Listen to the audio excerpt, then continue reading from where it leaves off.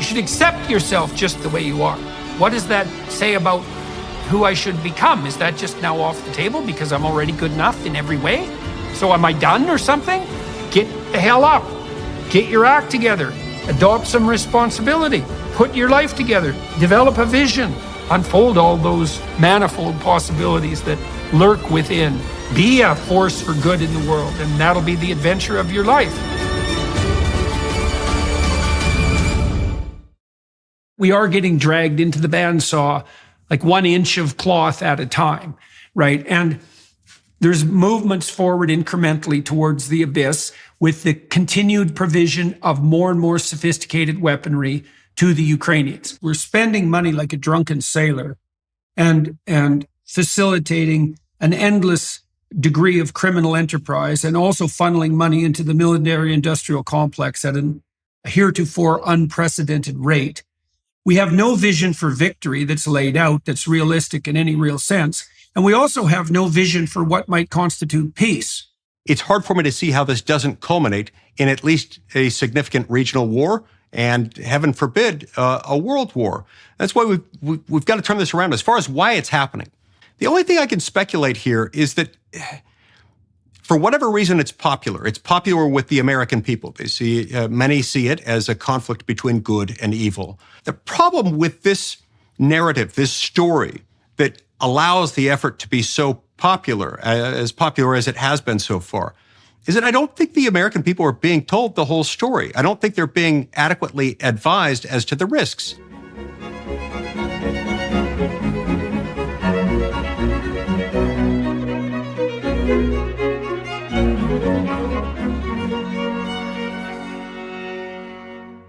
Hello, everyone. I have the pleasure today of speaking with Senator Mike Lee from Utah. Mike and I have spoken before on my podcast. We've got to know each other a little bit as a consequence of being involved in various endeavors. And I thought he would be an excellent person to help me think through, well, what I'm interested in, not least today, is how to understand the situation in relationship to Russia and Ukraine, because I don't understand it. So, Mike, I'm going to ask you some questions about that situation. What's been disturbing me most particularly, I would say, is that I don't understand what it is that the West is aiming at precisely.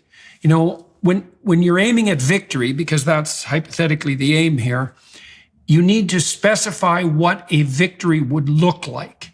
And so I've been trying to game that in my imagination. It's like if we got what we wanted, whatever that might be, what would that look like in any realistic sense? And so what I see being emitted from the Biden administration and for the people who are beating the pro-war drum hard, and that would include my idiot government in Canada, is a very banal form of dimwit flag waving, which is, well, the Ukrainians are great Democrats and we're supporting democracy and we're on the side of freedom. And I heard a fair bit of that about Afghanistan, and I heard a fair bit about that in relationship to Iraq. And it isn't obvious to me that that worked out particularly well. And I don't buy the shallow moralizing flag waving.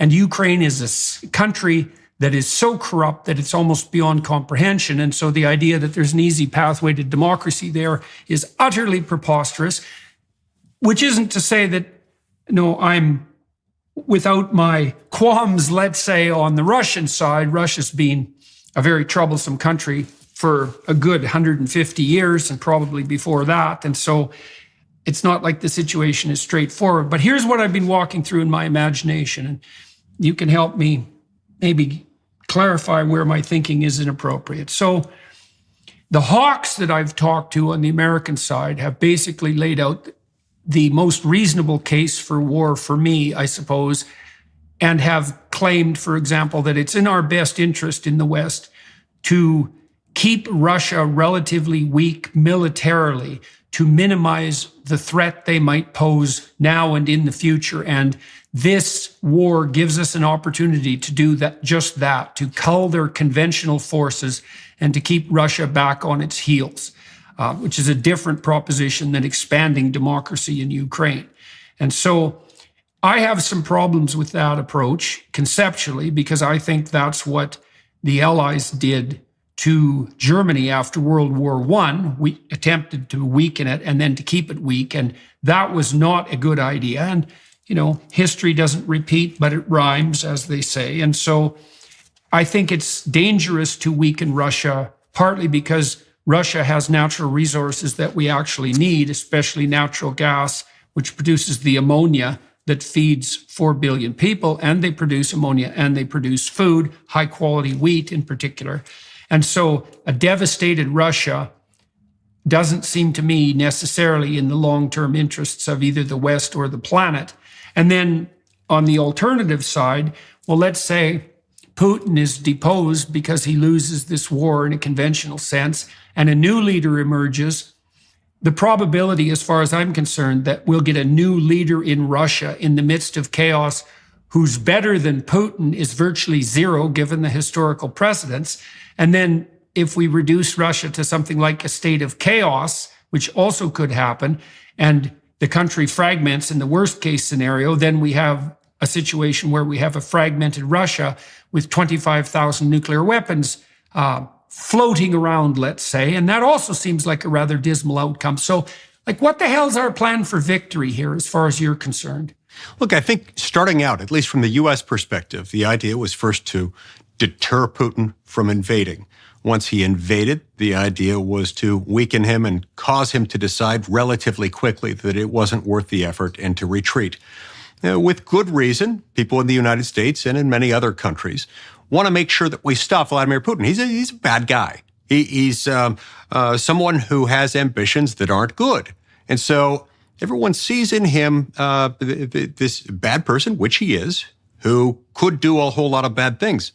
The problem is, I think we're long past the moment where what we're doing is going to do anything to stop him from aggressing. If anything, we've made it worse. We've driven him into the arms of China. And that loving embrace, that alliance that's resulted from it, economically, with energy, in many respects, ultimately, I think militarily, that could create a much bigger problem than existed prior to the beginning of this war. And so, look, he is a bad guy. I wish he would go away, but I'm not sure that the U.S. involvement in it is necessarily going to inure to the benefit of the American people. And I think we've lost sight of that precisely because of the factor you described. I don't think there is a coherent, cogent game plan, an end result of peace that we're trying to get at. Nor do I think that what we've done so far has brought us peace. Quite to the contrary, it's continued the effort.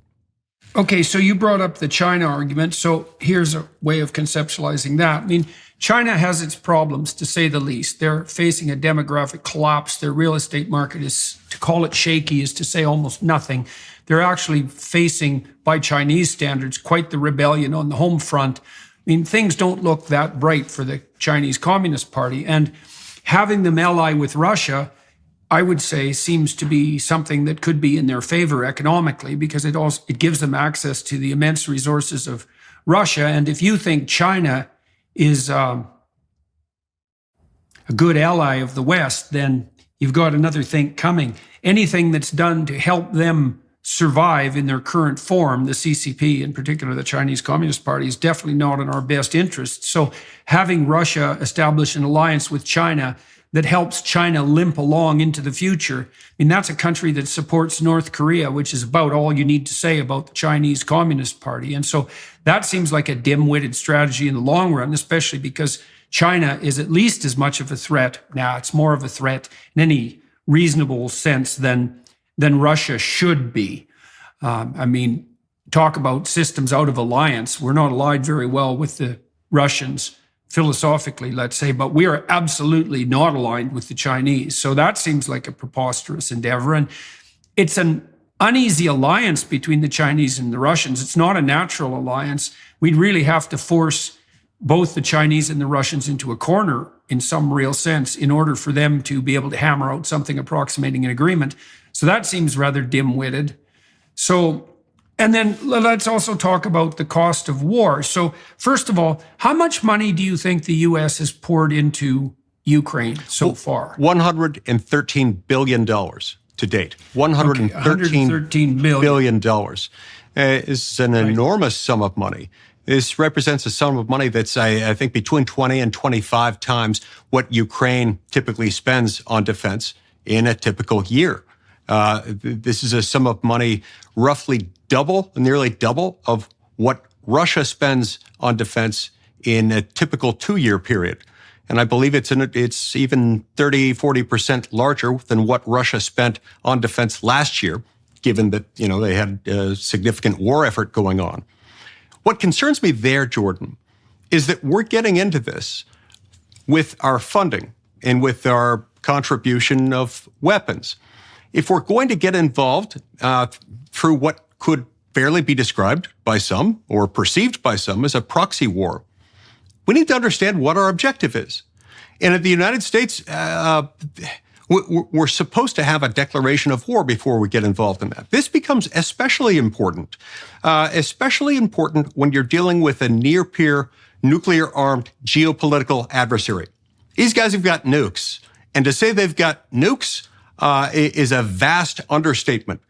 They've got a lot of nukes. And so we've got to be really, really careful when approaching that monster. And I don't think we're showing caution in that regard. Okay, so a couple of things there. The first thing, we might want to make these numbers reasonable, realistic for people. So $113 billion is $1,200 per four-person family in the U.S. So that's what every family in the U.S. is now spending $100 a month on the Ukraine war. Now, there's an additional problem with that too, because Ukraine, by everyone's standards, including such reliable sources, let's say it has the New York Times, everyone knew perfectly well before we started flag waving how corrupt Ukraine was. And now $113 billion has been dumped into that economy with what I presume has been an extraordinary lack of oversight. And so my sense is strong that God only knows what proportion of that money has been funneled into truly reprehensible criminal enterprises. And if you think it's none of it, then you're naive beyond comprehension. And when the government spends money like a drunken sailor, which is what it's doing in Ukraine, you can be bloody sure that most of that money isn't ending up where it's supposed to. It certainly didn't on the COVID front, for example. I think 40% of COVID government claims for subsidy were fraudulent, something like 40%. And if it's only 40% of what we're spending in Ukraine that's going to criminals, that would be a bloody miracle. It's probably more like 95%. And then there's kickbacks to what Eisenhower described as the military-industrial complex, which he warned about back in, 1960, was it 3? Something like that. And a little earlier, pointing out close. Something late 50s, early 60s, pointing out that emergent collusion at the upper echelons between, let's say, defense contractors and government was what he believed would pose the most signal threat to the stability of, American democracy, certainly, but also the world in the decades moving forward. And so some people are making an awful lot of money off this war. And that they might consider that extraordinarily advantageous in the short term. But we're facilitating criminal enterprises on a scale pretty much unheard of in the past.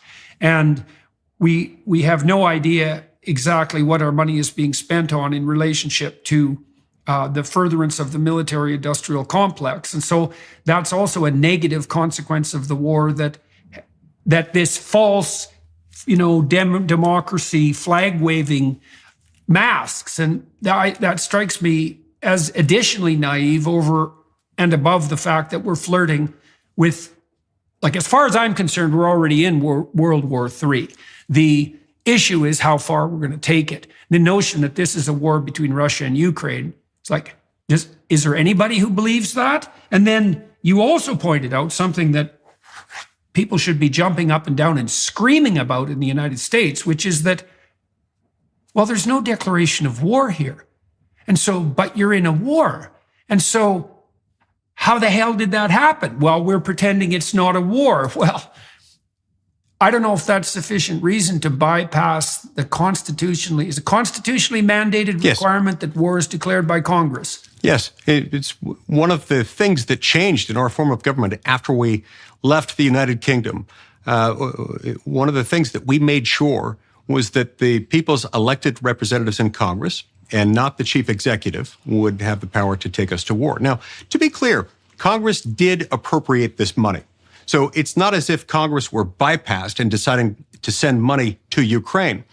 My point is not that it happened entirely by the executive. It is rather that what we're doing is tantamount to war. It has many of the same consequences as war. And so I fear that we're not adequately debating and discussing, as Congress funds these endeavors, the fact that this puts us in a de facto position of war.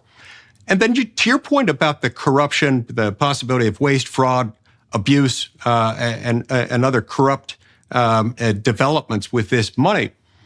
Just last weekend, Zelensky was quoted. I don't speak Ukrainian, so I'm relying on interpreters, but he was quoted as suggesting it was somehow dangerous for Americans to question how that $113 billion was being spent in Ukraine. That's dangerous. Well, I think that suggestion that it's dangerous is itself beyond dangerous, and we ought to be very, very leery of anybody who describes it that way. Okay, so when this money is spent, we're talking about a tremendous amount of money. What exactly, it's not like there's bales of money being sent on aircraft, on aircraft transport, with aircraft transport to Ukraine. The money is being spent on goods, services, military equipment. Who exactly are the recipients of this money? Like, it's not the brave Ukrainian people. It's not like there are Americans on the ground there handing out dollar bills to starving Ukrainians in the street, right? Which is, I suppose, the naive image of the same kind of flag-waving pro-democracy idiocy that we're seeing the propagandists generate. Where do you think this money is going? And does anyone know? Yeah, so it's outlined in the legislation. We don't know the particulars of exactly where it's going, but the generalities of it are laid out in the 3 or 4 pieces of legislation that have been passed in order to keep the funding going.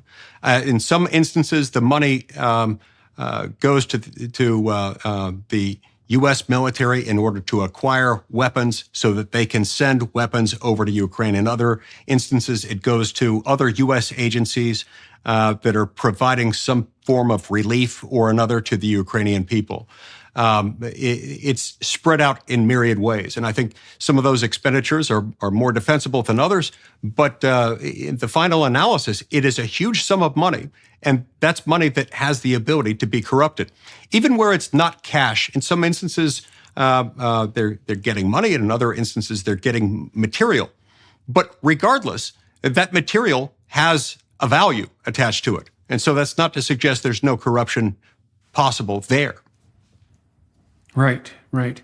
So if you had to make a strong case for the kind of NATO involvement, because it's obviously not just the US, although the US is the primary mover here, probably followed by the UK, I would say. That's how it appears to me.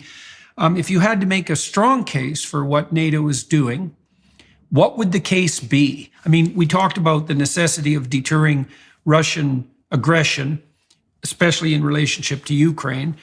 Do you believe that it's reasonable to assume that Russia presents a credible threat to the integrity of the NATO alliance or the West outside the specific case of Ukraine? And I mean, we should point out that Ukraine and Russia have been integrally tied together for the entire history of both countries. There's less separation there than there is between Canada and the US, and we're 2 countries that are very tightly tied together. So the relationship between Russia and Ukraine is not of thoroughly independent sovereign states with an immense history of political and cultural difference. So the involvement of Russia in Ukraine is unbelievably complex, and vice versa. But we might say, well, Russia is an expansionist state in the style of the Soviet Union, and therefore poses a potential threat to the integrity of Eastern and Western Europe. And of course, the Russians made all sorts of incursions into Eastern Europe. So there's some historical precedent for that. But And so we could say, well, you could make a case for keeping that threat at bay. Is there another case that can be made for our involvement in this war? Yeah. So, look, the mindset of the objectives of NATO here. There has been a legitimate viewpoint that suggests that if Putin moves into Ukraine, if he takes over some or eventually all of Ukraine, or even just part of it, that this could reflect the fact that he's hell-bent somehow on expansionism, on an expansionist ambition, and that expansionist ambition is going to spill over into other NATO countries. So Ukraine isn't in NATO, but it is, as some describe it, NATO adjacent. And so there is concern that this could spill over into those countries. I get that. And I understand that we have an obligation as the United States to defend our NATO allies and protect them.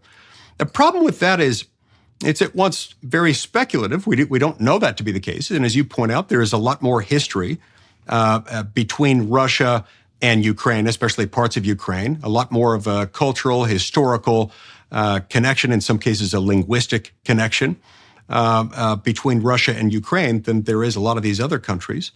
But secondly, we could just as easily, it seems to me, be bringing about the very thing we're trying to avoid. Now, I don't tout myself as an expert in this area by any means. I'm just trying to outline the two viewpoints, because the other viewpoint is also valid, which is that if we get involved in this, if we fund a proxy war against that same adversary, Russia, we could be inviting more of the same, especially if, as I suspect, I don't know that the United States has the intestinal fortitude to go into a full-blown war with Russia. And if it doesn't, then what happens? Then what have we done? Have we provoked Russia to become even more expansionist? Could that undermine the security of our NATO allies even more than just staying out altogether would have done? I don't know the answer to these questions. But the fact that they're not being seriously asked and debated and discussed in the halls of Congress is deeply troubling to me, as is the fact that whenever anybody, including me, raises questions like this, we're immediately tagged on Twitter, for example, as Putin lovers, which is absurd and preposterous. I have a distinct loathing for the man. I think he's awful. But it's because he's awful, not in spite of it, that I've got real concerns about our involvement here. I'm not sure it's going to do anything like what those advocating it believe it will do for us, or our allies for that matter. Mm-hmm. So Putin as well, this is an additional complication. Putin is actually quite popular among Russians as far as anybody can tell. And part of the reason for that, and I've read a lot of his speeches over the last 10 years trying to understand how he thinks, because my sense of people generally is that they do what they say they're going to do. It's very hard to generate a facade of continual lies for decades, to say one thing publicly and even privately in speeches, and then to go off and conjure up an entire new theory of the world and operate within those confines. Putin is popular partly because he's been presenting this war against Ukraine as defense of the traditional values, not only of Russia, but also of the West. And because Putin is no fan of, let's say, the woke idiocy that's gripped the West. And that's a sentiment that's echoed quite profoundly among the Eastern Europeans who would otherwise be our staunch allies and who generally are. And so that's the drum he's been able to beat to keep himself popular in Russia. And you can be cynical and say that that's merely maneuvering, propagandistic maneuvering on Putin's part. But I think the simpler explanation is that he actually believes that the West have become untrustworthy on that front and he isn't interested in the incursion of that kind of ideology into the Russian sphere. So I'm not exactly sure what to make of that.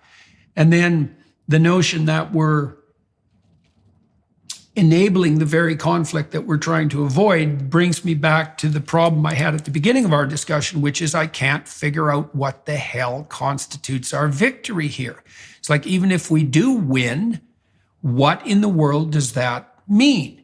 We want a permanently weakened Russia on the Eastern Front, and do we want them so weak that they start to lose their integrity as an economy? And then what do we do on the energy front, for example, or on the fertilizer or food front? And I don't see, as you just said, I don't see anybody talking about these things with any degree of seriousness. It's actually quite jaw-dropping to me that what we are getting is it's something like governance by single pixel tweet. We're in it with the freedom-loving Ukrainians, and like, as far as I can tell, there aren't a hell of a lot of those, by the way. We're in it with the freedom-loving Ukrainians till the end. It's like, well, what do you mean the end here? I don't understand what a Russian loss would look like. I mean, if the Americans were on the other side, there's no way you guys would lose.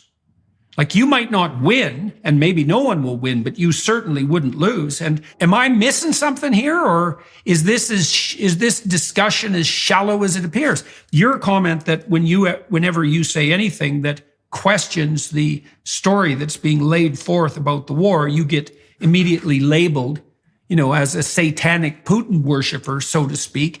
All that is to me is evidence that this debate is being handled at a very juvenile level. That's what happened in World War I, by the way. I mean, people reacted incredibly stupidly as World War I unfolded and got their arm caught in the bandsaw, let's say, and tore the entire continent apart for 4 years for basically no gain whatsoever. That's right. So it looks to me like that's the right historical analog here. No, that's exactly right. I think we have very high potential here of everyone losing a lot. And what disturbs me greatly is that I have yet to have anyone articulate to me any sound argument for what the end looks like, how this culminates in making the world a better place, in added peace to the world. What you certainly don't hear that within the U.S. government. I haven't heard that, nor do you hear peace talks going on. Let's find a way to resolve this so that we have as few people dying at the end of the day as possible. And we don't hear that at all. What you do hear, it hasn't been that long since you heard Zelensky and other people in his government talking about things like, this is going to end with our tanks, Ukrainian tanks on Moscow's Red Square. Now, that raises all sorts of questions, like how is that going to happen? Whose tanks will those be? Will those be American tanks? That's certainly not a vision shared by Americans, I don't think.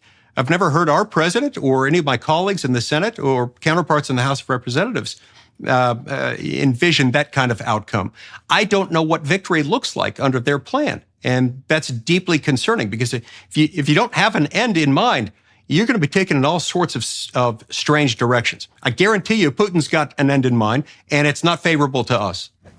Mm-hmm. Well, so what do you suppose Putin would be willing to settle for, and what do you think he could sell his people as a sufficient victory if peace talks were to proceed? Now, I also know, by the way, as far as it's possible to know these things, and I've been told by very reliable observers who should be in a position to know that there were peace negotiations on the table last March, and that those were scuttled primarily on the American side by the Biden administration. So that's rather disturbing.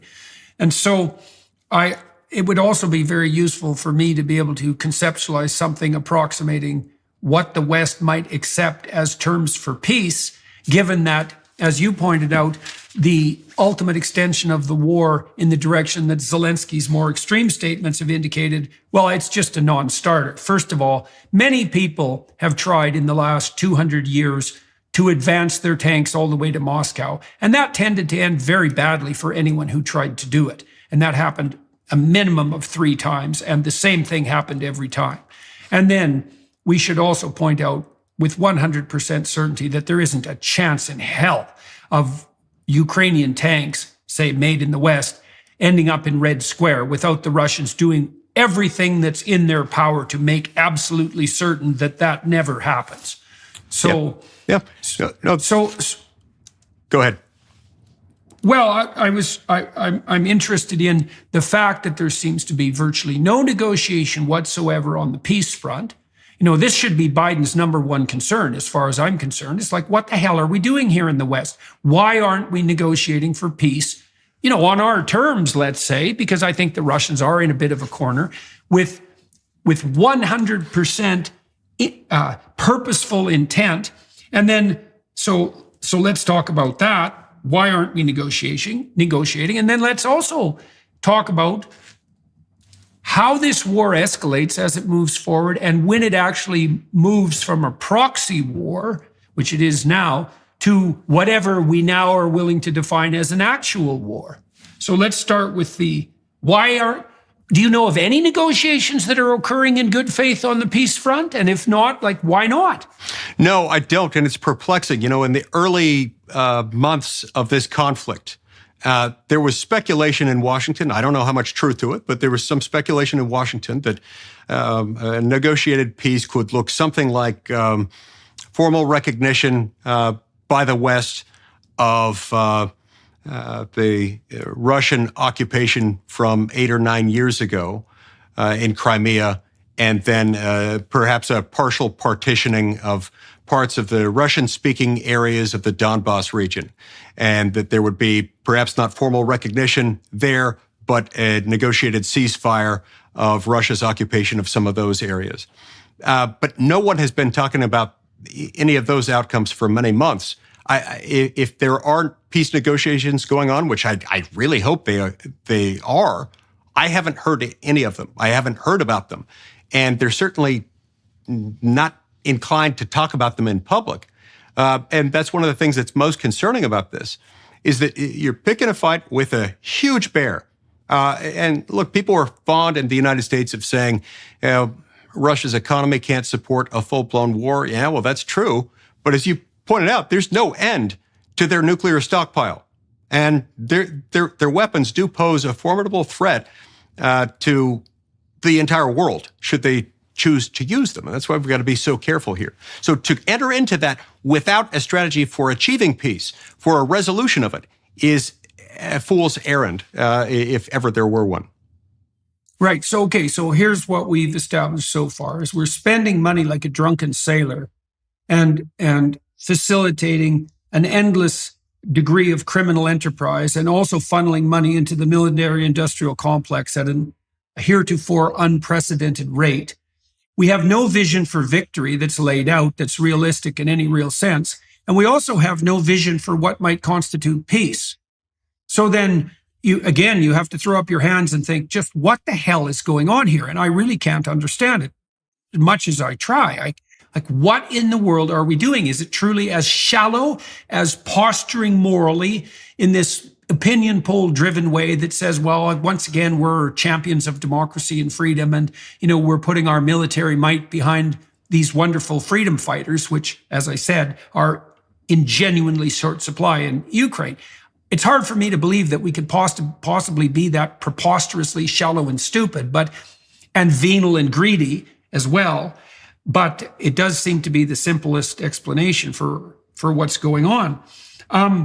How do you see, the other thing I'm seeing is that we are getting dragged into the bandsaw, 1 inch of cloth at a time, right? And there's movements forward incrementally towards the abyss, with the continued provision of more and more sophisticated weaponry to the Ukrainians. Now, at some point, that becomes war, and I suppose that the point of no return is reached when aircraft are being supplied, or when there's movement of NATO troops on the ground. It's something like that.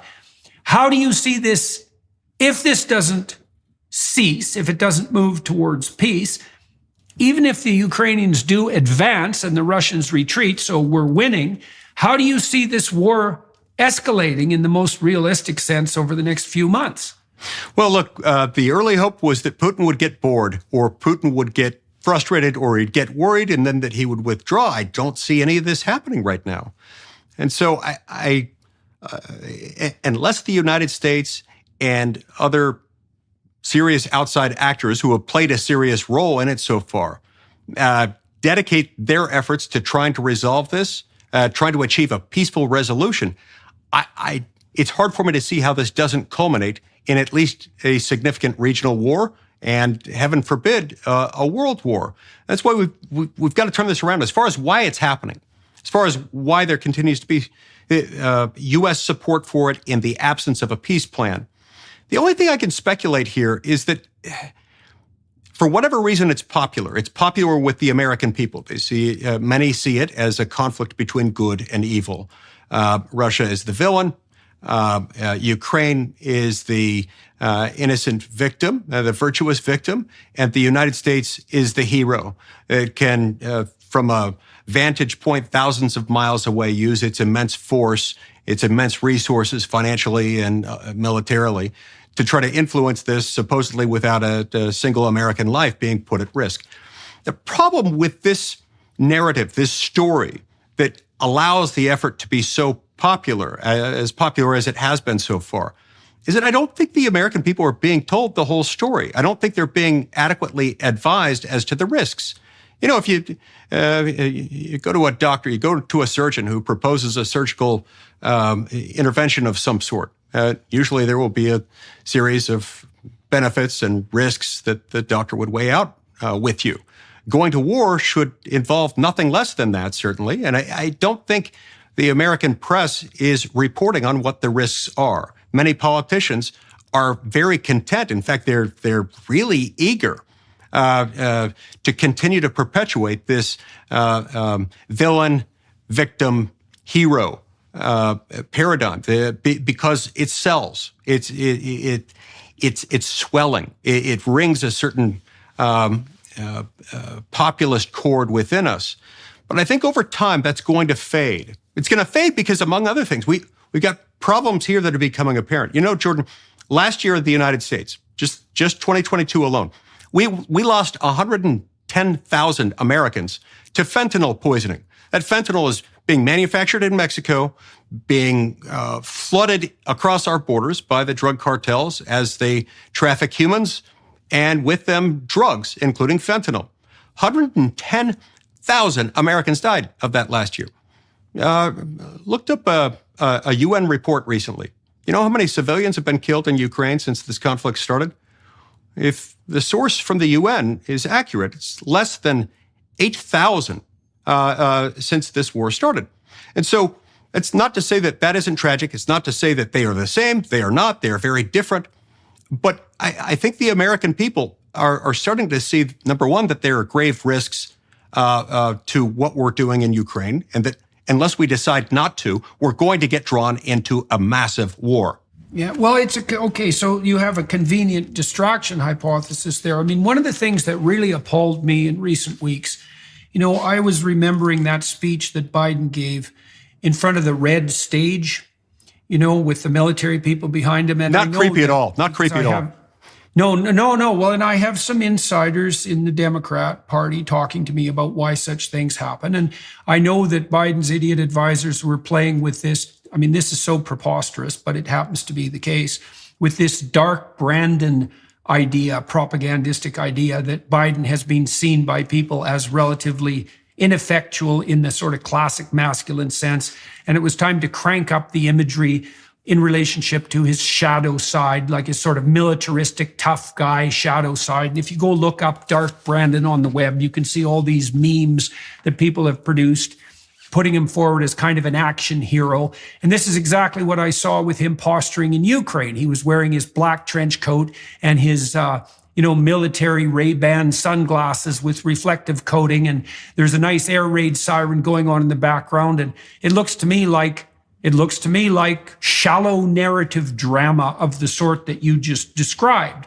And then that makes for a very convenient distraction when there were important things that should be being dealt with that aren't being dealt with. And I do believe that the people who posture and strut in front of the world stage and who think image is everything are willing to do whatever they need to do to put forward the right image, independent of the material reality. That brings me to a specific question I had for you, too.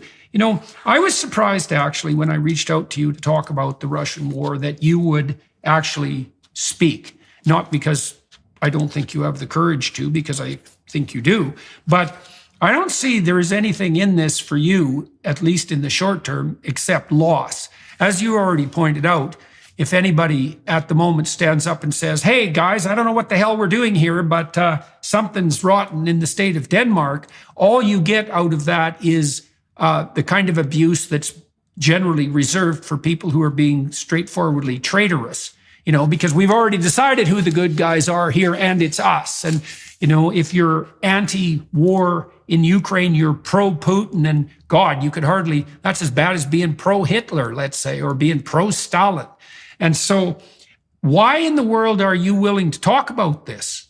So yeah, there's a lot to lose by talking about it. There's far more to lose by not talking about it. Look, Jordan, I can't know what I know and not say something, because what we stand to lose if we say nothing and if we continue down our current path is so much greater than whatever discomfort a politician can endure when people scream things that aren't true. This really is a significant problem. And I don't mean to minimize in any way the threat that Vladimir Putin may pose to the world. I actually feel the way I do, not in spite of the fact that he's a villain, but because of it. Because he's a villain, because he's got nuclear weapons more than anybody else in the world in terms of counting up the number of weapons, the number of warheads.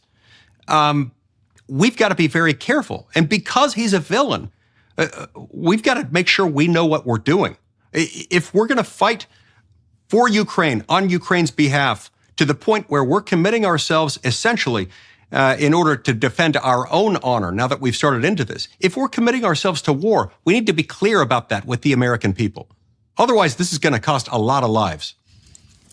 Okay, so on the GOP side of things, are you a lone voice in your depiction of the danger that's associated with the escalation of this war? Or what's the situation on the Republican side in terms of attitude towards this war? Is there anything approximating a consensus? How much of the Republican Party is more hawk-like?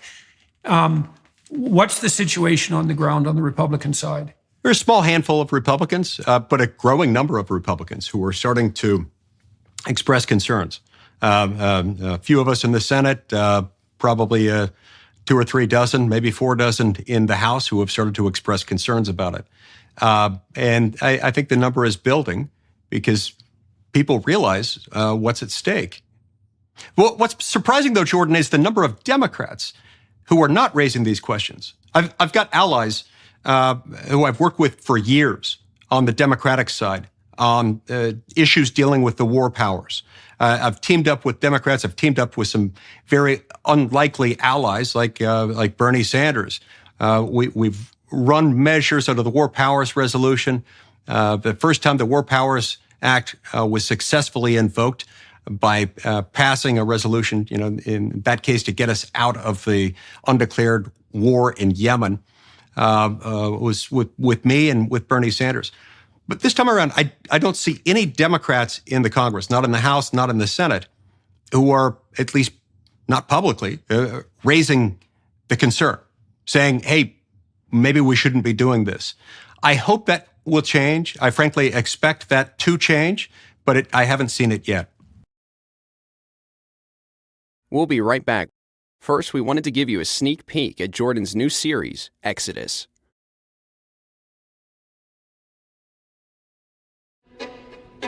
The Hebrews created history as we know it. You don't get away with anything. And so you might think you can bend the fabric of reality and that you can treat people instrumentally and that you can bow to the tyrant and violate your conscience without cost. You will pay the piper. It's going to call you out of that slavery into freedom, even if that pulls you into the desert. And we're going to see that there's something else going on here that is far more cosmic and deeper than what you can imagine. The highest ethical spirit to which we're beholden is presented precisely as that spirit that allies itself with the cause of freedom against tyranny. And yes, there exactly. Is that I want villains to get punished. But do you want the villains to learn before they have to pay the ultimate price? That's such a Christian question.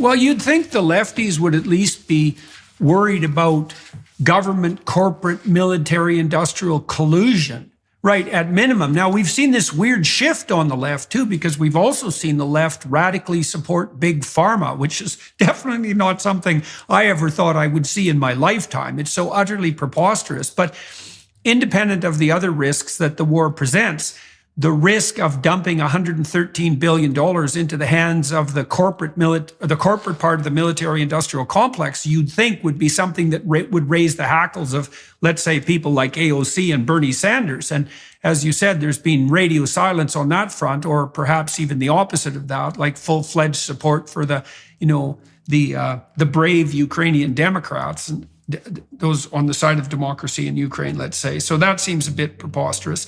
Now, you and I also talked about the fact that there are material risks in the escalation of this war to the integrity of the American state.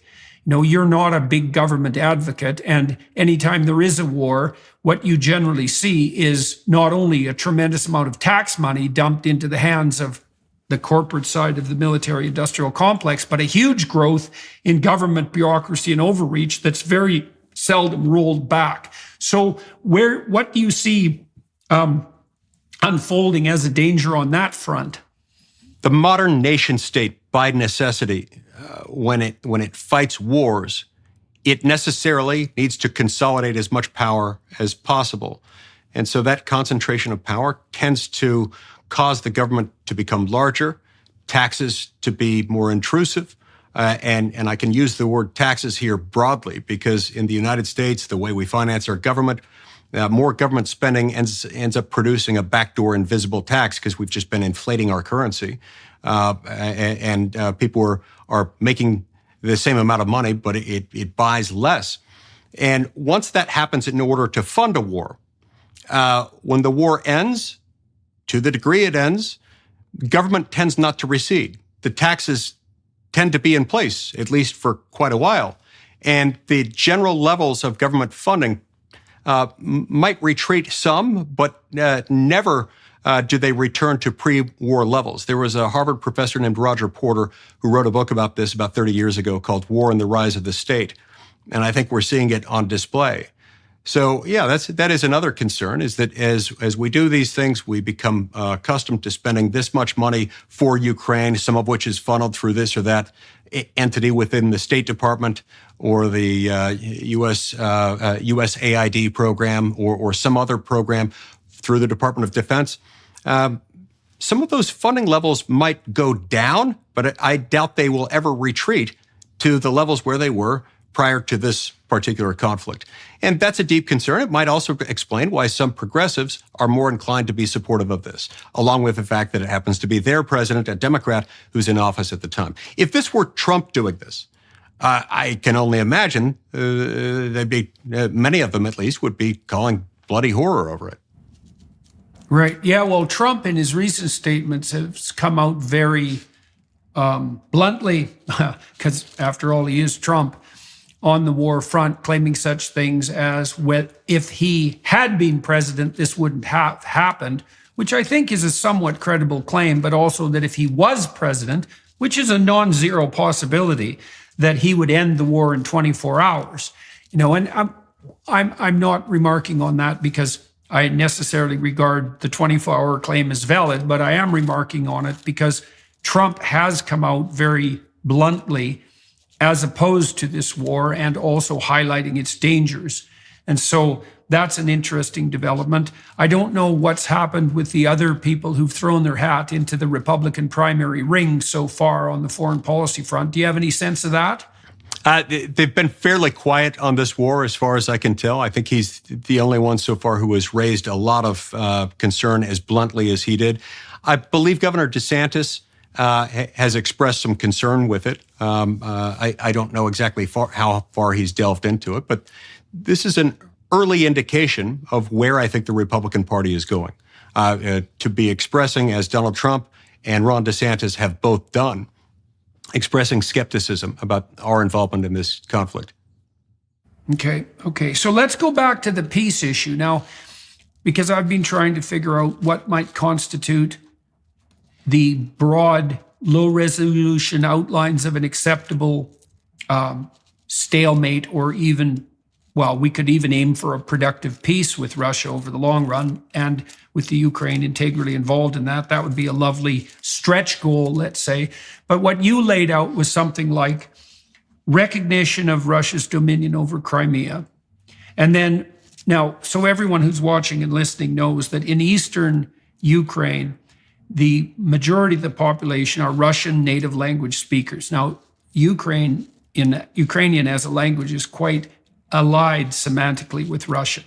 So, but there are a lot of Russian speakers, particularly in eastern Ukraine. And the Russians have claimed that they have been targeted, they have been the targets of persecution for their linguistic minority status or within the broader Ukraine, and that that's been a problem, and that part of the reason Russia made its incursions into Ukraine was to protect its people it really regarded as citizens in the broader sense. Now, you posited that one possibility on the peace front would not only be the recognition of the Russian possession of Crimea, which happened about 9-10 years ago, but also that some of the territories that are subject more to territorial dispute in the East might be placed on the negotiating table with regards to Russian sovereignty. And you could imagine a situation where the deal was, well, why don't we open up the discussion to something like a true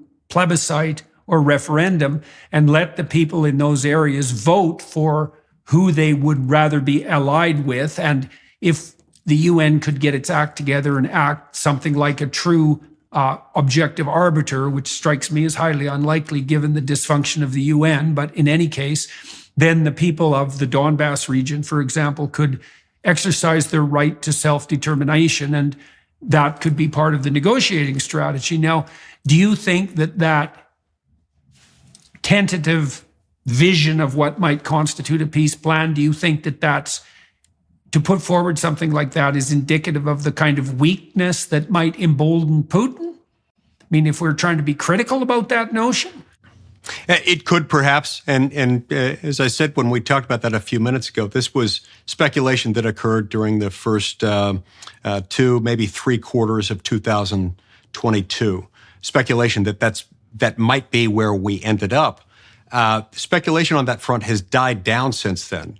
Particularly in the last month or two, as you've seen Ukraine making increasingly bold, sometimes unrealistically bold assertions about what it wants to do. For example, Ukraine has been talking about the fact that it now wants to take back Crimea completely, and it wants to completely purge all of Russia from anything that, until fairly recently was considered Ukraine. Most of my colleagues, even those who are very supportive of this conflict and of what we're doing with regard to the conflict, don't regard that as realistic. Russia is now so heavily invested in Crimea that seems unlikely. I wouldn't want to rule it out. But my point is this: given how aggressively, I think it's probably worth ruling out. I mean, there isn't a chance that Russia will allow Crimea to be retaken by Ukraine without pushing this right to the brink. Right. I certainly don't see it. And now that Ukraine has gone into this posture of being very aggressive, talking about taking back Crimea, pushing them out of the Donbass and everywhere else, and then sending tanks to Moscow's Red Square. If all of a sudden Ukraine were to do an about face and say, okay, never mind, we'll give you recognition of Crimea, now let's talk about what else you would need to do it. Perhaps Russia could see that as a sign of weakness and then become further emboldened in his efforts. That's why I think this is so unfortunate. And I think one of the reasons why Zelensky has felt so comfortable being so bold in this is that he's seen the gravy train. He's seen the immense support from the United States, and I guess somewhat understandably has assumed, okay, they're with me. I've got the world's greatest superpower behind me, so I can afford to be bold. But being bold in that circumstance might just ultimately work to everyone's disadvantage. Mm-hmm.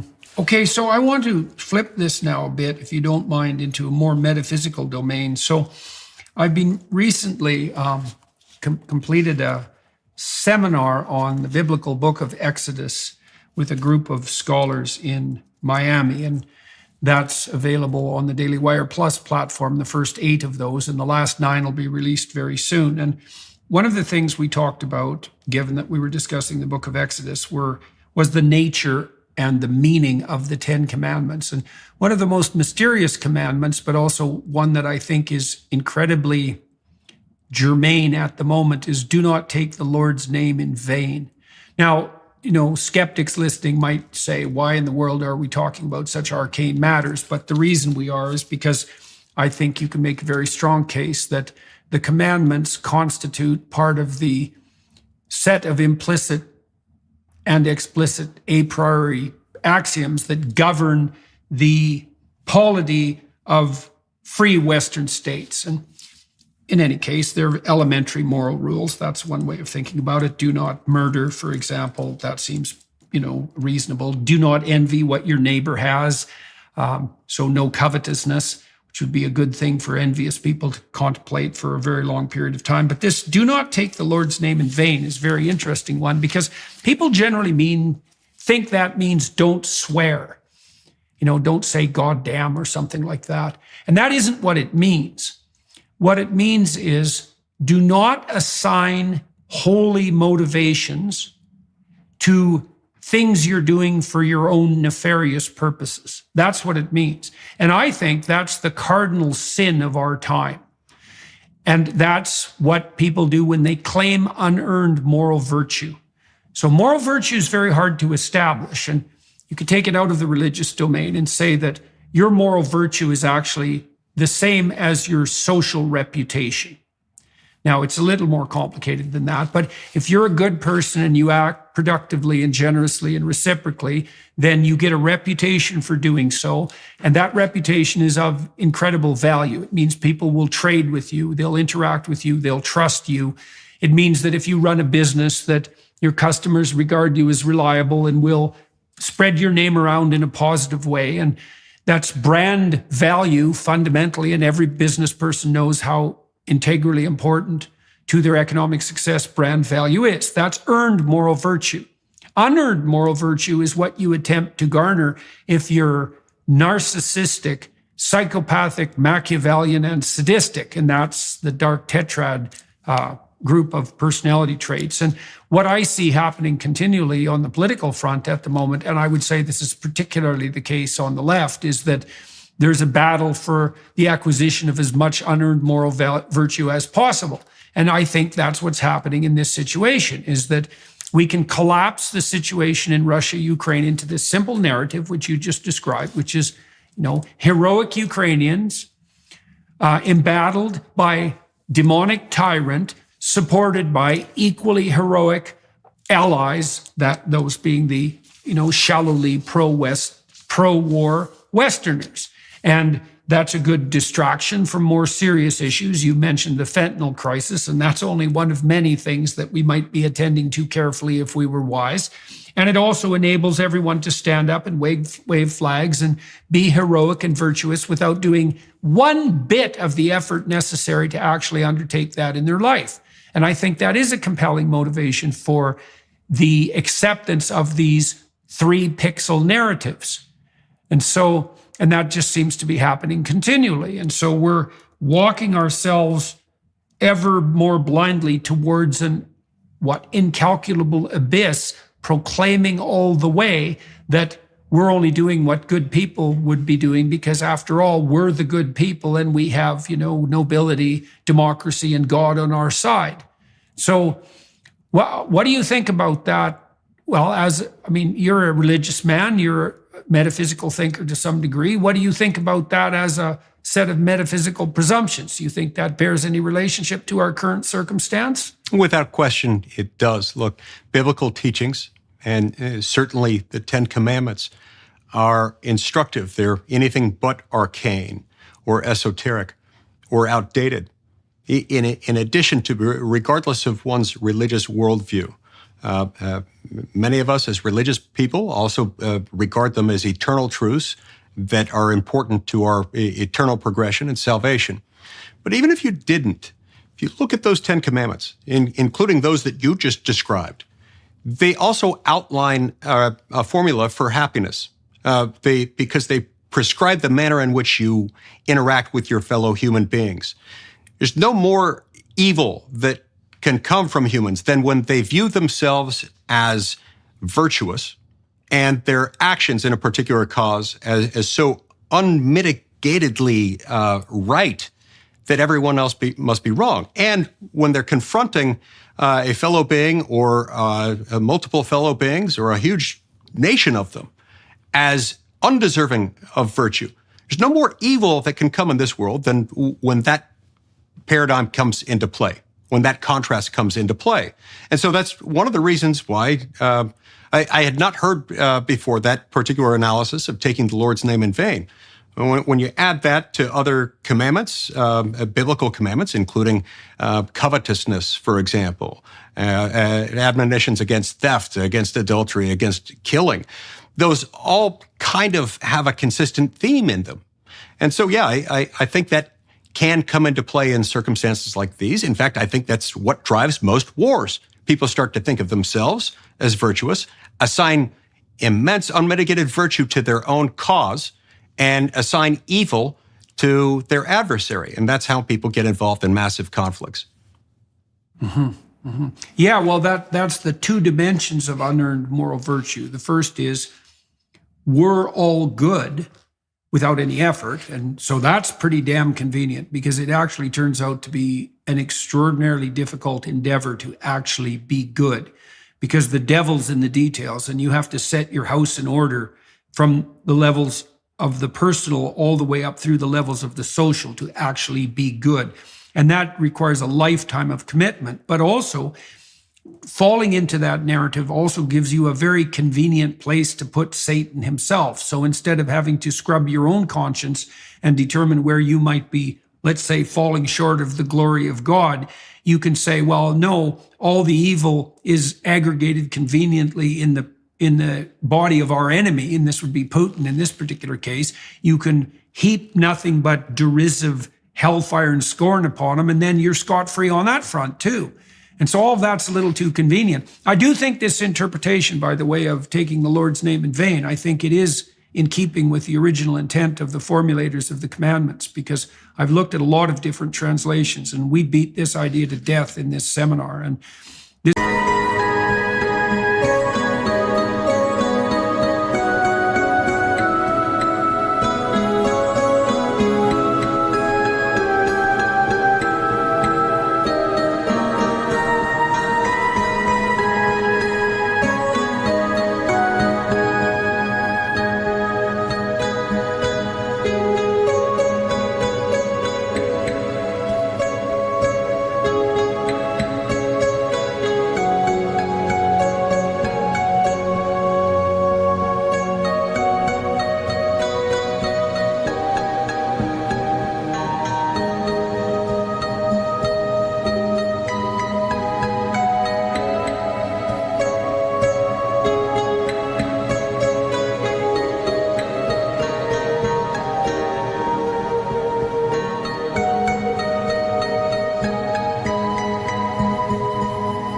notion that, well, and it makes sense conceptually too, right? I mean, you can't imagine that there could be a greater evil than doing the easy thing for you and then claiming that that's actually ordained by omniscience, omnipresence, and omnipotence itself. That's right. And I certainly think your conclusion makes a fair amount of intuitive sense, particularly if I don't understand you to be saying that blaspheming is also not a bad thing. I think blaspheming, desecrating the name of God is not something that he smiles upon. But I also think there's a lot of truth within what you're describing. And this can come into focus. I like the framework that you put together. When you think about something like a national social credit score, like what they've been doing in China, or with an ESG score, as is starting to exist in the corporate world. If you can assign yourself a number under something that purports to be an objective standard, that can dramatically accelerate the degree to which you assign virtue to yourself and other people like you. and provide an equally dangerous mechanism by which you can assign evil to others. And that's why it's so important, as long as we're within the realm of biblical teachings, to also remember admonitions about, looking first to remove the beam from your own eye before trying to remove the mote from your neighbor's eye. Right. Yeah. Well, I also think that this easy moral virtue that we're describing does lift that burden from people, right? And I can understand why people want that burden lifted, because if it is a beam in your eye and a mote, and a beam, by the way, for people listening, is essentially a log, and the biblical injunction there is you might want to be assured to begin with that you're a hell of a lot blinder than you think, and that your assignation of evil to nothing but your opponents is so unbelievably corrupt on your part that you can hardly imagine it. And that's a very shocking thing to realize in yourself, if you ever do realize that. And it's no wonder people want to avoid that. But I really do think it's the moral conundrum of our time, because you talked about ESGs and social credit scores and so forth, because we're also doing the same thing on the broader metaphysical front. So, for example, there is a panoply of environmental and economic concerns that beset us. For example, we've overfished the oceans terribly, and there's a variety of things we're doing environmentally that are less than wise. A multitude of complex problems that beset us that would require some diligent effort and sacrifice to set right, as well as wading through the cognitive complexity necessary to actually detail out the problems, something that people like Bjorn Lomborg are particularly good at doing. And instead, what we do is we collapse all of the apocalyptic threats into a single threat. And so that's the threat of environmental disaster. We collapse the multitudinous causes of environmental disaster into a single variable, which is carbon. And then we collapse all the necessity for pursuing moral virtue into doing nothing but being opposed to carbon. And then we proceed merrily along our way. And there's something truly and catastrophically dangerous about that, particularly when one of the consequences, and we started to see this unfold in Europe, is that not only do we put idiotic virtue signaling policies in place that raise energy costs for everyone, falling most heavily on the poor, we make energy much more unreliable than it has been in the past. We increase our dependence on tyrants, who control the fossil fuel industry, let's say outside of the West, and we actually increase the amount of pollution we're producing. And so that's pretty much failure on all fronts, including those defined by the people who are putting forth these propositions. We see this on the ESG front too, environment, social and governance. This idea that capitalists have a moral, there's a moral imperative for capitalists to subsume their capitalist enterprise to a broader stakeholder vision, which is essentially a vision of state, media, and corporate collusion. And that virtue is then defined as that. I see that happening on the ESG front, is that there are no shortage of people who've gamed the capitalist system out there. Those are the sorts of people that, Russell Brand and Joe Rogan and Bernie Sanders in his better moments object to. They've gamed the damn system 100%. They've accrued a tremendous amount of wealth through mechanisms that are essentially corrupt. They're guilty as hell about it, and now they're looking for an easy moral out. And some of that's genuine attempt to deal with the guilt they actually have and should have, and some of it's just for show, but it's extraordinarily dangerous. We could make a foray into that. Was it yesterday that a resolution was passed? Tell me about the resolution that was passed with regard to ESG policies in the Senate and the House yesterday, right? Yes. So there was regulation put out by the Biden administration trying to move ESG forward in the way 401k accounts, retirement accounts are managed. And there is a process under something called the Congressional Review Act that allows us to pass a resolution disapproving of it. It's called the Resolution of Disapproval. That if passed by both houses and submitted to the president, unless it's vetoed by the president, then the regulation in question gets taken down. So both houses passed it, and it'll now head to the president's desk. The president is widely expected to veto that resolution, and we, in all probability, with virtual certainty, will not have the 2/3 supermajorities in both houses necessary to override that veto. This illustrates a problem within our system of government in that we've allowed executive branch regulations to make new law. And then the way the Congressional Review Act is written, Congress has to undo it with the acquiescence of the same president whose administration put out the regulation to begin with. In our system of government, no one can make law. You cannot make federal law under Article 1, Section 1 and Article 1, Section 7 of the Constitution without Congress passing the same piece of legislation in the House and in the Senate and then present it to the president. So we need to flip that. We need to take away the ability of the executive branch to make new law, new policy, tantamount to law within the executive branch. But this was a good exercise with regard to ESG. What we've signaled is that a majority of the House and a majority of the Senate opposes ESG, at least opposes forcing ESG onto the American economy through things like this. Okay, so just so people who are listening are clear about this. So large companies, Vanguard, BlackRock, et cetera, who aggregate pension funds primarily, but more than that. So that would be the pension funds that all of you listening and watching are dependent on, or almost all of you, your own personal pension investments. They have decided to subordinate the interests of the companies whose enterprises these funds are invested in to the demands of the climate apocalypse, essentially.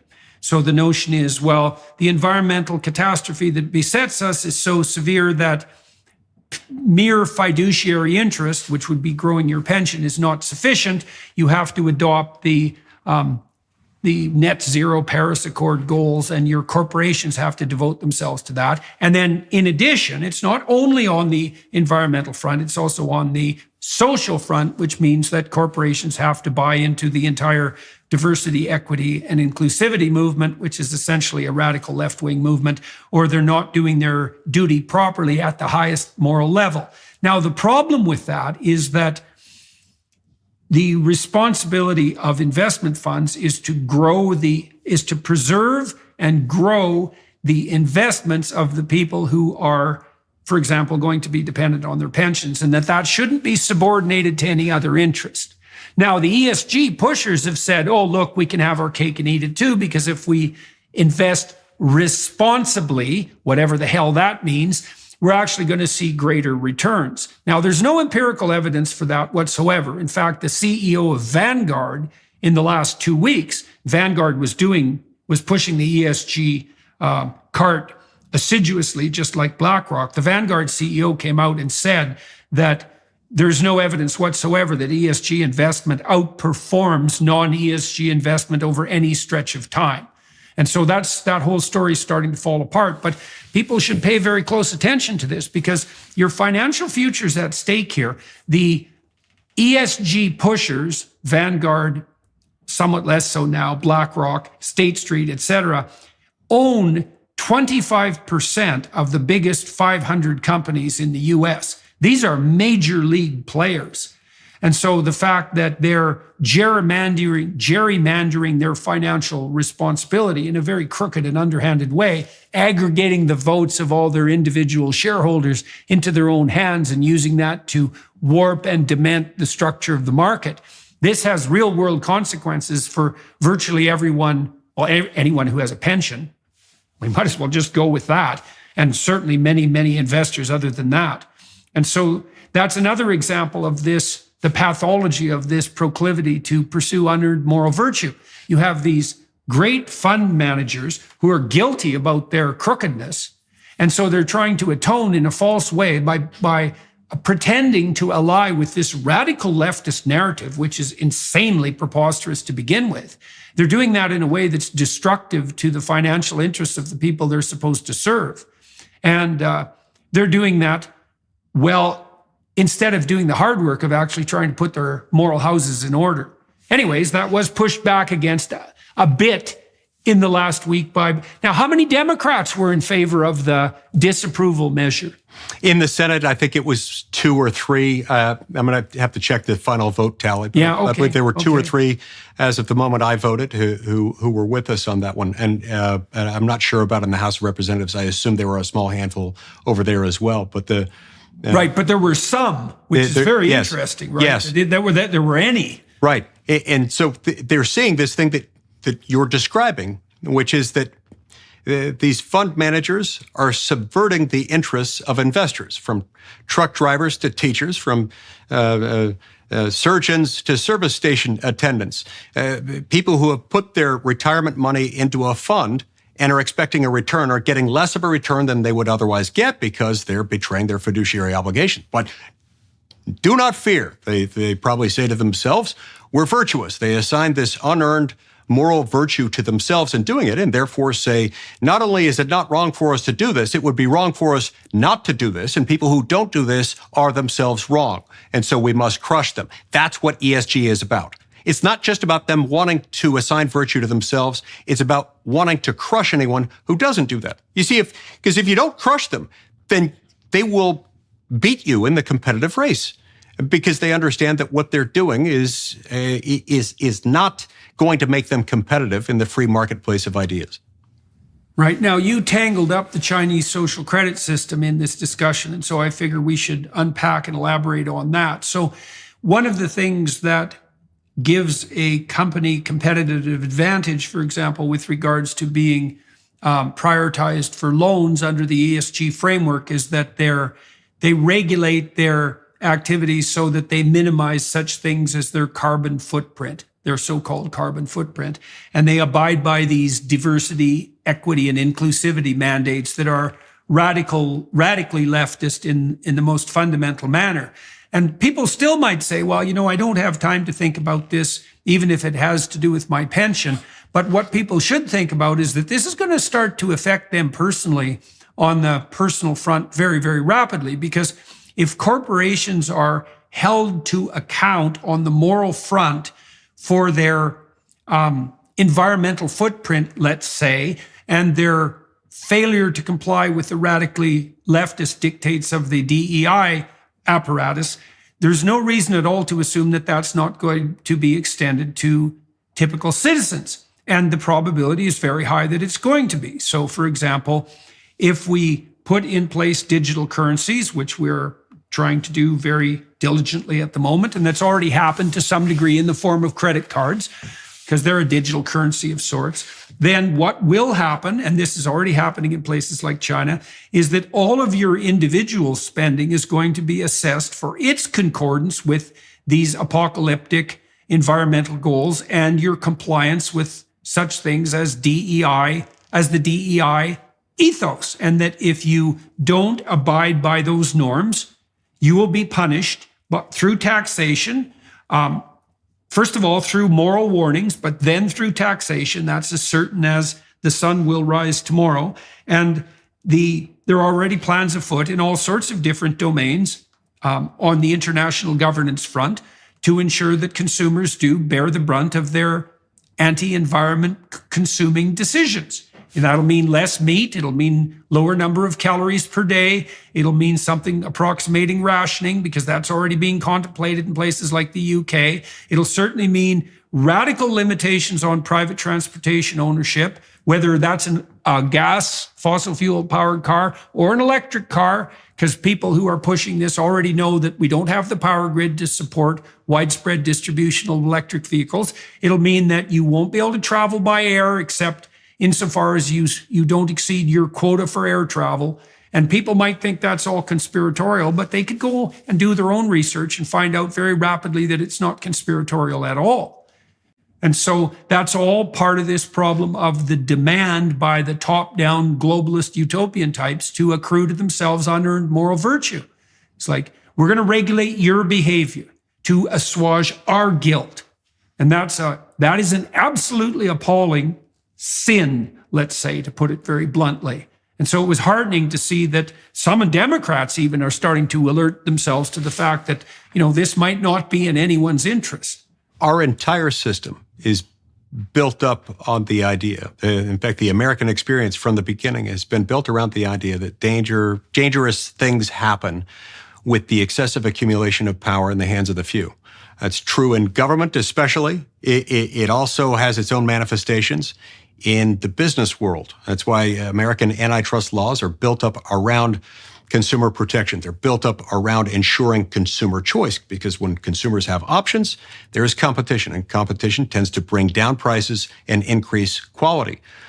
When any of those things are destroyed, that is when the levers we have in place to control, to protect us against the dangerous accumulation of power, either in government or in business, the common man and the common woman suffers.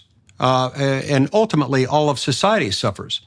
What you have with the ESG movement is something that could easily combine the worst of the accumulation of power in business and the accumulation of power in government into one. So they understand that they're working against the clock. They're on a collision course with reality, unless they can somehow get government to strap on the ESG effort and to make it the government's own. Because otherwise, ESG in the United States could face a demise as a result of antitrust actions, because ultimately the ESG agreements presuppose agreements not to compete. You've got entities saying, we're not going to compete in this way for these customers. Let's all agree that we're not going to do that and exclude anyone who doesn't. That's illegal. In fact, that carries potentially criminal penalties under our antitrust laws.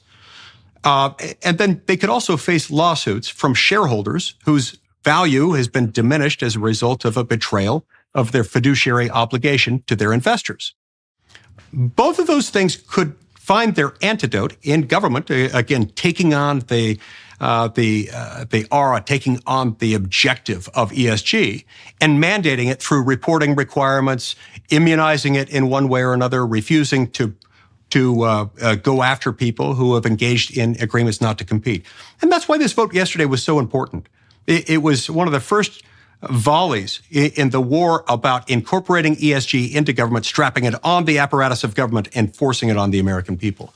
Even though it is likely to be vetoed, I think that veto is going to lead to a lot of change, because I think a lot of Americans are tired of this thing. People who in the past maybe even voted consistently Democratic are being frustrated by this, as well they should be. Mm-hmm. So over what time span is this process going to unfold? I think it'll happen over the next 2 years.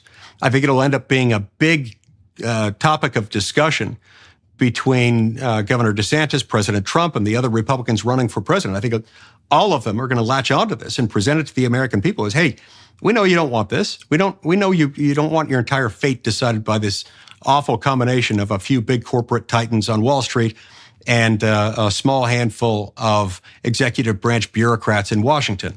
So let's do it a different way. Let's let the free market work, and let's let our system of government work so that power isn't dangerously combined in the hands of the few. Right. Well, that's a true fascism, that union of corporate and government and media interests at the very pinnacle of power. It's what fascism means. It's the definition of fascism. Right. Well, and if Antifa was the real thing, that's what they would be. That's what they would be opposing right now. And so how about the veto decision? Over what time span will that unfold in relationship to Biden? He's got 10 days to veto it. I suspect it won't take him long. Okay, so that's coming down the pipelines very quickly. Well, one of the presidential candidates, Vivek Ramaswamy, has made much of his career out of battle against ESG corporate government collusion, right? Vivek set up the Strive funds, which are analogs of, I think, the BlackRock investment strategy, essentially that, but with eschewing entirely any ESG governance requirements. And he's had a fair bit of success with that in the free market and is certainly making that central to his platform for presidency. So I'm going to release a discussion I had with Vivek on this channel.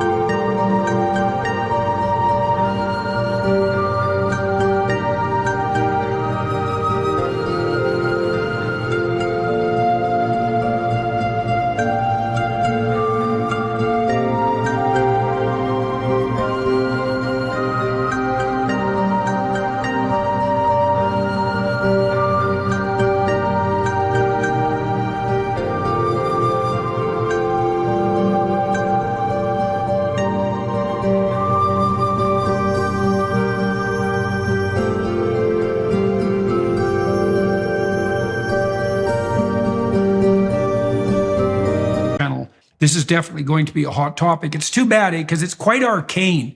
It's hard for people who are not centrally involved on the economic or financial or political front to understand why something as apparently mundane as whatever constitutes ESG might have real world consequences for them. It's hard to make it a trenchant point in the imagination of Americans, but it's a good thing to try to alert people to just exactly how dangerous this is and exactly what's at stake for them. The subversion of their savings to a radical, anti-human, environmentalist, apocalyptic agenda, allied with this radical leftist approach to the amelioration of social problems, equity, diversity, and inclusivity. Make no mistake about it, ladies and gentlemen, that's precisely what ESG mandates do.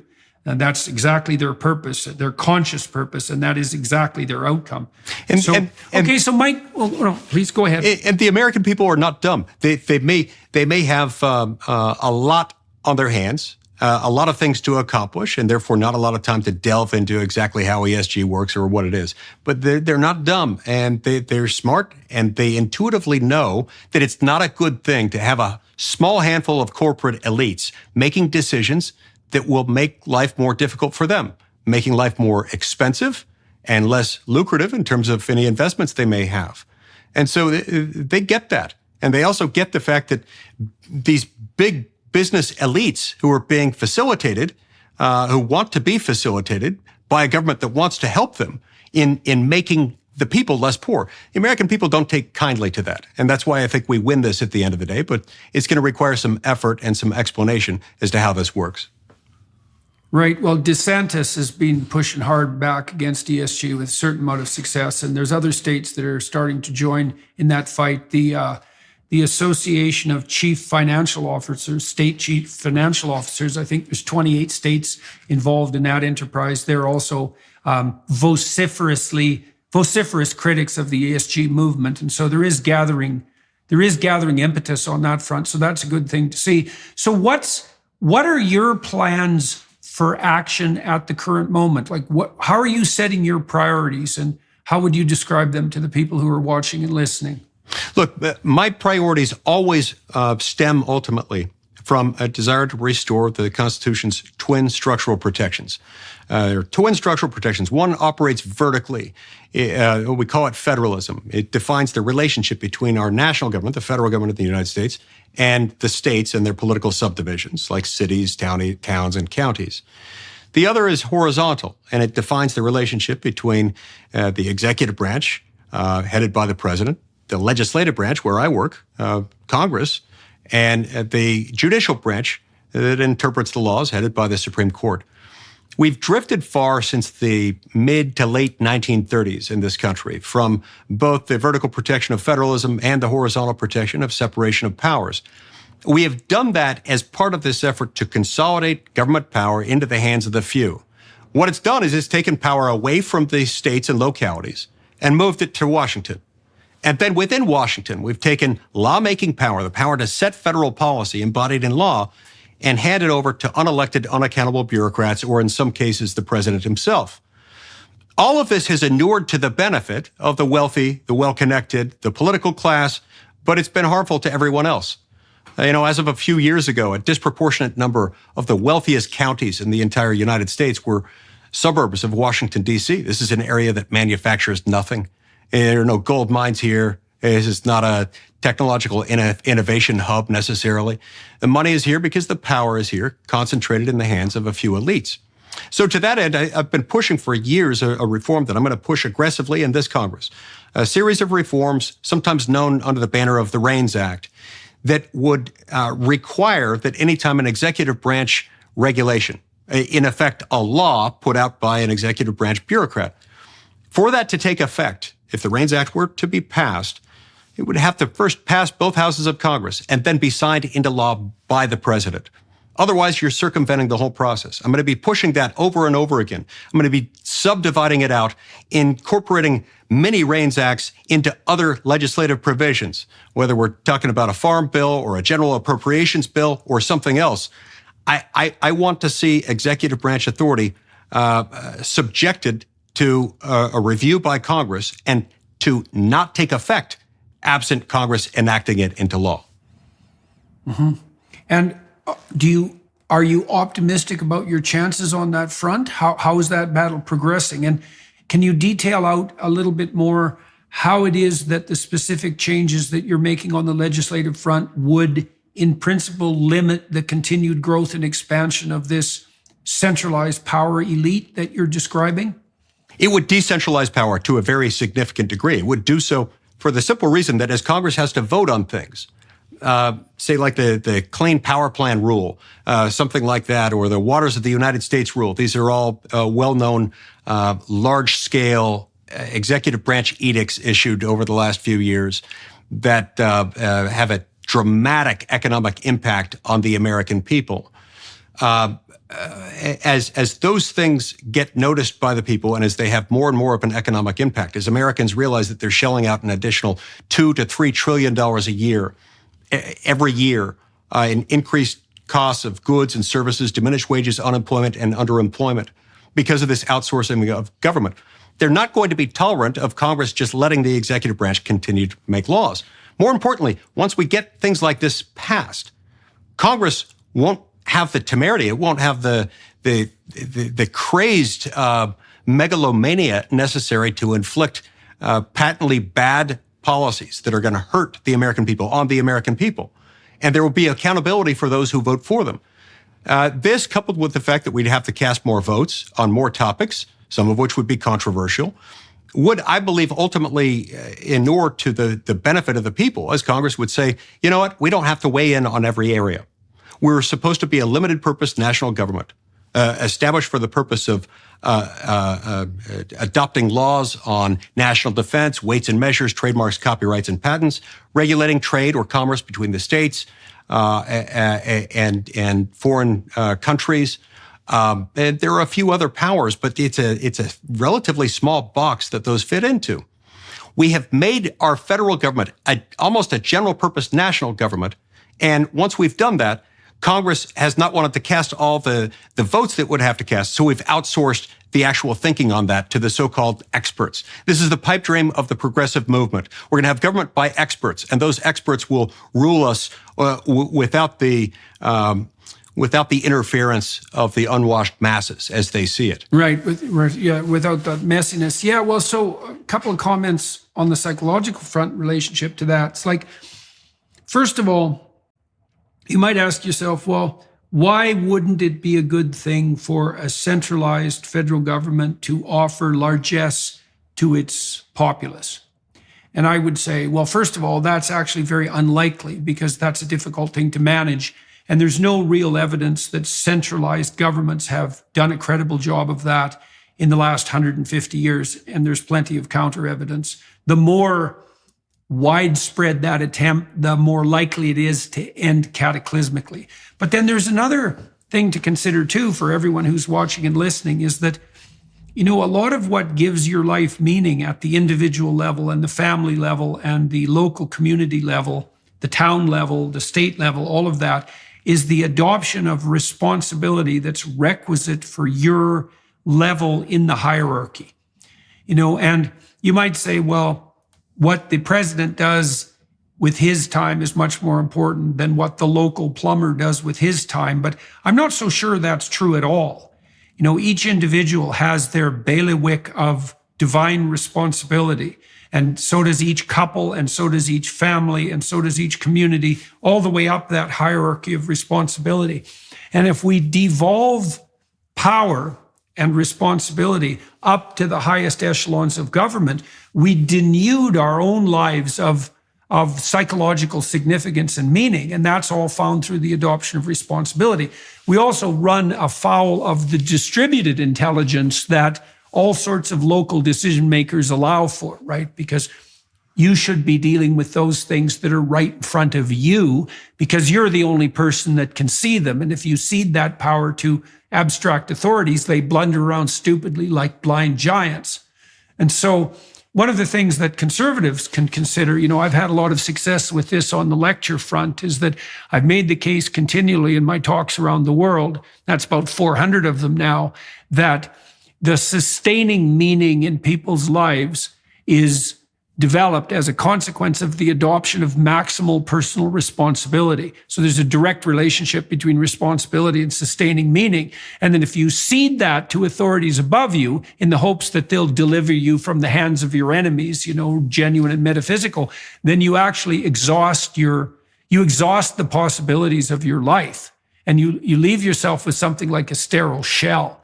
And conservatives could do a lot better job on that front of communicating that to young people. It's like, don't look to the government to save you, partly because you should be saving yourselves, right? You should be putting in the effort as an individual, as the member of a couple, as the member of a family, to setting your own house in order. And if you allow others to intercede on your behalf, you put yourself in a state of abject childhood dependence and slavery.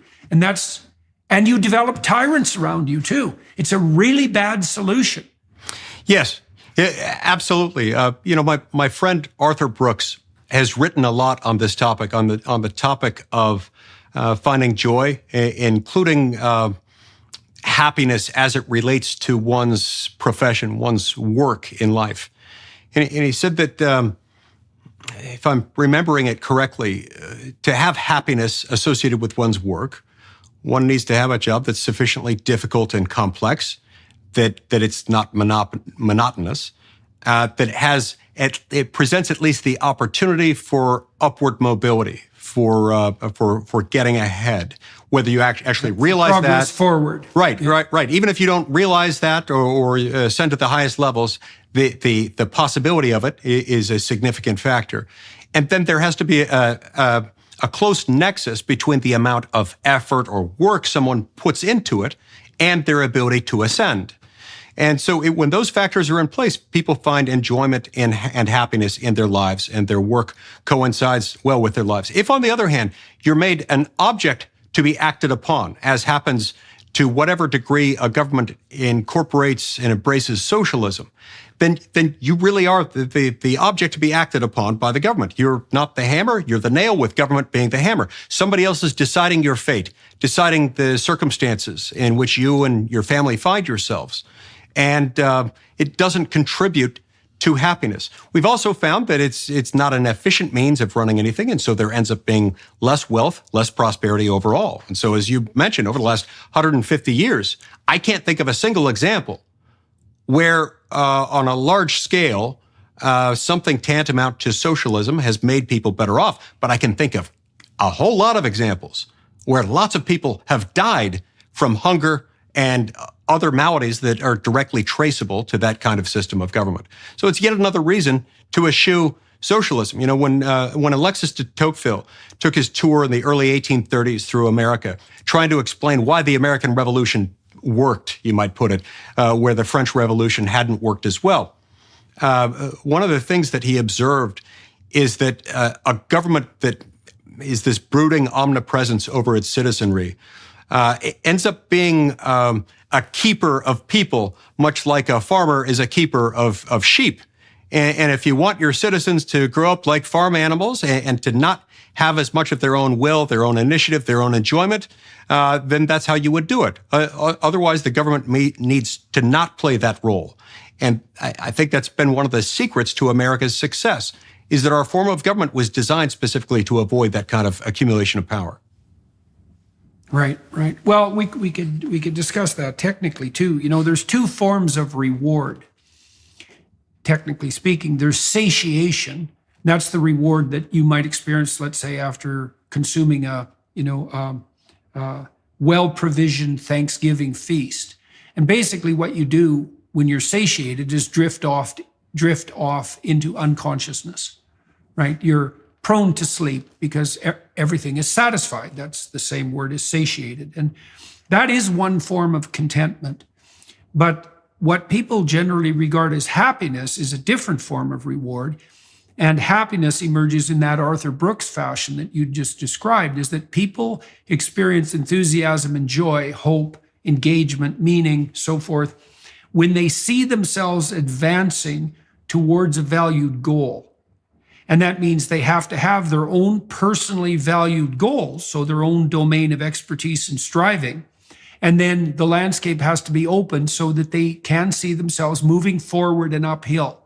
And the joy that sustains people, in large part, is a consequence of the chemical consequences of that form of advancement. So the drugs of abuse that attract people like cocaine and amphetamines and so forth activate the systems that indicate pathways forward and up. And so you do want to constitute your country so that people have the opportunity for forward movement. That's the frontier myth in some sense that allowed your country to be settled in the first place, to be settled in the manner that it was settled. And so the notion that what the government should do is provide largesse so we can all become satiated infants is it's the kind of state you'd want to inculcate if you wanted everybody to be unconscious and asleep, and you regarded that as the highest form of human achievement, instead of being alert and striving and awake and walking consciously uphill.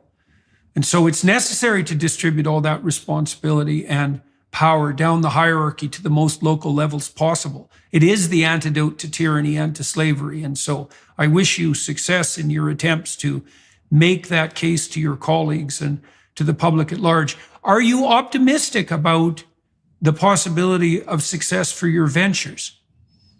Look, for reasons that escape me, we haven't had as many Democrats jump on board with the idea as I would have hoped. I do think it's coming. It's coming at some point. And so that's why I'm breaking this REINS Act approach into smaller pieces to see if I can work it into other legislation. We might not be able to get it for the whole government, but we might be able to get it in this or that agency or this or that department, at least in specified ways.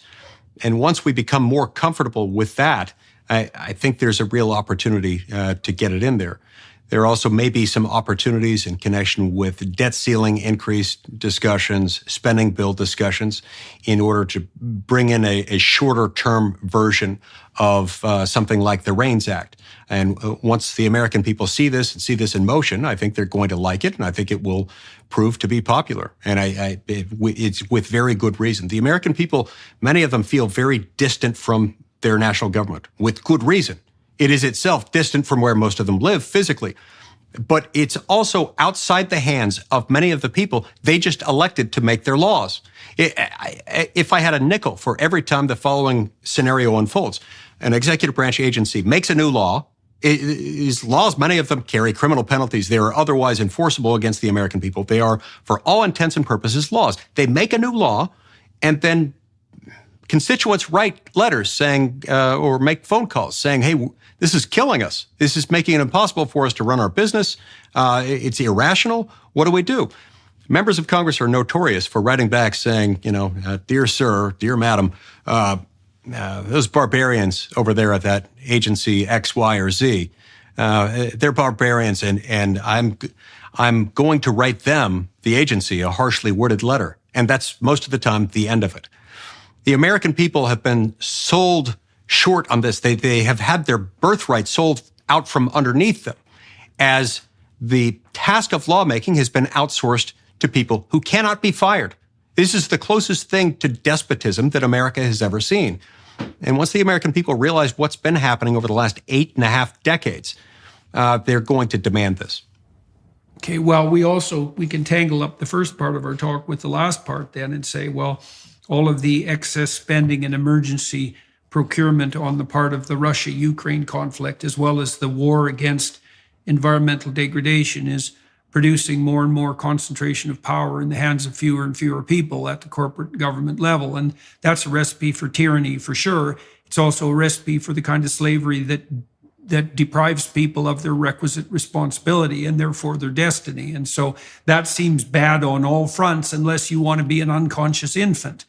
And so that's also a pretty dismal view of what would you call it, the great adventure of humanity. So, all right, Senator Lee, we covered a lot of territory today, wandering through the complexities of the Russia, Ukraine, and broader Western proxy war.